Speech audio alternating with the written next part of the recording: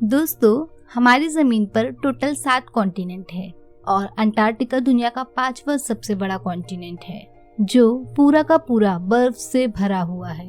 Antarctica बर्फ का इतना बड़ा कॉन्टिनेंट है जिस पर 5 किलोमीटर गहराई तक सिर्फ बर्फ ही बर्फ है, जिसने इस कॉन्टिनेंट के 97% हिस्से को बर्फ से कवर किया हुआ है। यहाँ का तापमान पूरे साल भर -50 डिग्री सेल्सियस से -90 डिग्री सेल्सियस तक रहता है और यही सब वजह है जिसकी वजह से यहाँ जिंदगी की उम्मीद लगभग ना होने के बराबर है। यूरोप से भी 40% बड़ा ये बर्फानी कॉन्टिनेंट करीब 1 crore 36 lakh square kilometre area पर फैला हुआ है। अंटार्कटिका दुनिया का अकेला ऐसा कॉन्टिनेंट है जिसको अभी तक सबसे कम एक्सप्लोर किया गया है और उसकी वजह हम सब जानते हैं, यहाँ की एक्सट्रीम कंडीशंस। यहाँ गर्मियों के 6 महीने लगातार दिन रहता है और सर्दियों के 6 महीने लगातार रात। ना ही अंटार्कटिका में कोई टाइम जोन फॉलो होता है और ना ही इस कॉन्टिनेंट पर किसी कंट्री का कब्जा है। दोस्तों, कई लोगों का ये मानना है कि अंटार्कटिका की इस बर्फ के नीचे कई राज छुपे हुए हैं और कुछ लोगों का मानना है कि इस बर्फ के नीचे एक दूसरी दुनिया मौजूद है।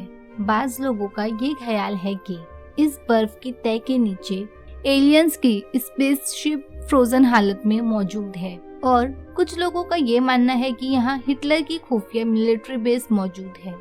साफ लफ्जों में कहे तो बर्फ के इस कॉन्टिनेंट में ऐसे ऐसे राज दफन हैं जिसके बारे में कोई सोच भी नहीं सकता। पिछले कई सालों से साइंटिस्ट और रिसर्चर्स अंटार्कटिका के इन राजों को ढूंढ निकालने की मुसलसल कोशिश में लगे हुए हैं और रिसर्च के दौरान उन्होंने ऐसी चीज डिस्कवर की है जिन्हें इन राजों को फास्ट करने की बजाय इस कॉन्टिनेंट को और भी मिस्टीरियस बना दिया है। यूं कहे कि अंटार्कटिका की मिस्ट्री सुलझने की बजाय उलझती ही जा रही है। अंटार्कटिका से अब तक 400 से भी ज्यादा लेक्स डिस्कवर हो चुके हैं जो बर्फ के लेयर्स के नीचे छुपे हुए हैं। 2009 में अंटार्कटिका के बर्फ के अंदर से एक बिल्ली का ढांचा मिला था जिसने रिसर्चर्स के होश उड़ा दिए थे। हैरत की बात ये थी कि ये ढांचा किसी आम बिल्ली का नहीं था। ये जिस बिल्ली का ढांचा था वो अंडे देने वाली बिल्ली थी। रिसर्च के बाद मालूम पड़ा कि ये जानवर आज से करीबन 2.5 करोड़ साल पहले जमीन पर पाया जाता था। 1911 में अंटार्कटिका से सबसे पहला मीटियोरॉइड्स मिला था। तब से लेकर अब तक इस कॉन्टिनेंट से तकरीबन 45,000 से भी ज्यादा मीटियोरॉइड्स मिल चुके हैं। मीटियोरॉइड्स सख्त पत्थर के ऐसे टुकड़े होते हैं जिनका ताल्लुक हमारी जमीन से नहीं होता, बल्कि वो किसी और प्लैनेट से टूटकर आए होते हैं। रिसर्च के मुताबिक इन मीटियोरॉइड में से कई तकरीबन 7 लाख साल से भी ज्यादा पुराने हैं। 2015 में अंटार्कटिका से एक छोटा मीटियोरॉइड डिस्कवर किया गया था।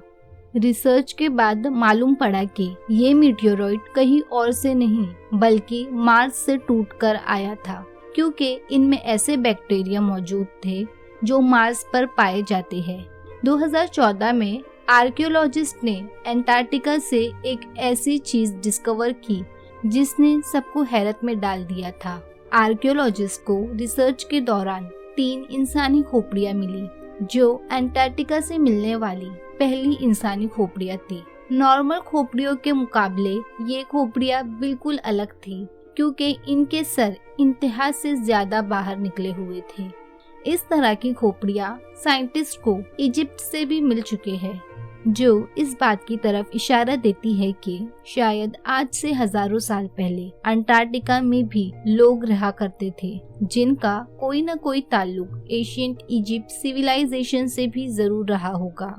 1911 में टेलर नामी एक साइंटिस्ट ने अंटार्कटिका में एक ऐसा वाटरफॉल डिस्कवर किया था जहां पानी की जगह ब्लड फॉल होता है और इस मकाम को टेलर ग्लेशियर कहा जाता है।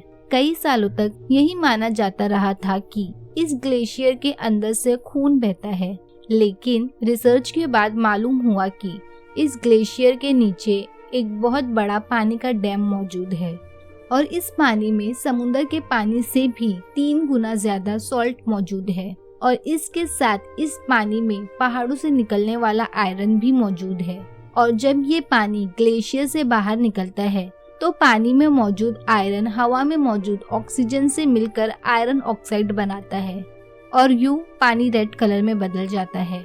इसी पानी में 17 टाइप के बैक्टीरिया भी डिस्कवर हुए थे और हैरत की बात तो ये थी कि इन बैक्टीरिया को जिंदा रहने के लिए ऑक्सीजन और सनलाइट की भी जरूरत नहीं पड़ती।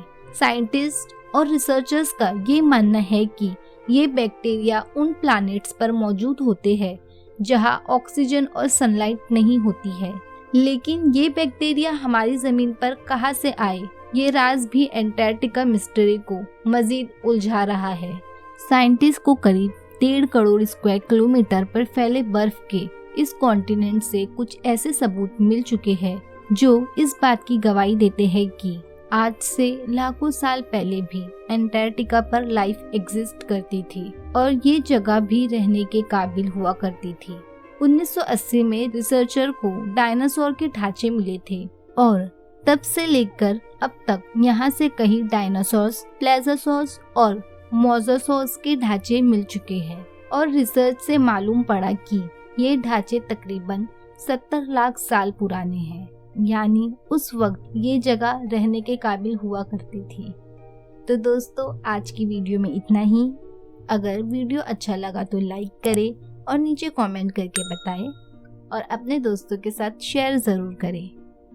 Thank you.